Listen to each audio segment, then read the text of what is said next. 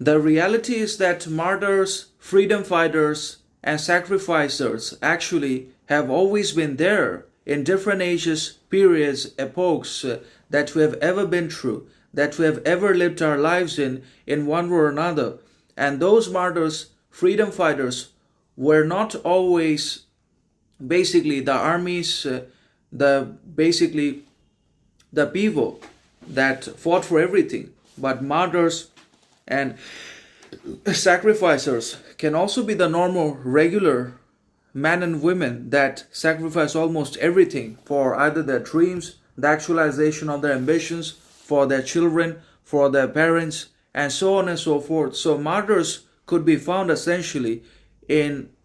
many corners in the society and in many parts inside of this world in one way or another. And martyrs do not always have to be the army, the military, or some great, renowned, popular, potent freedom fighters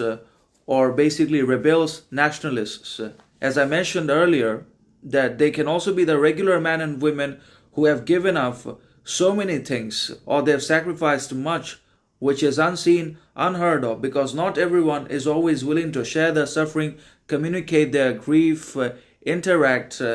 basically their sorrows to each other. And that's why we must try to be as much kind as we possibly can to almost everyone we meet, because everyone is struggling hard, everyone is dealing with or suffering from some kind of hidden misery, problem,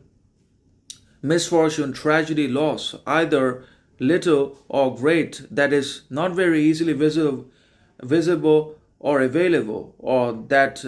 cannot be communicated into words, and that's why they are silent, indifferent, and that also they won't express their suffering to us, just as we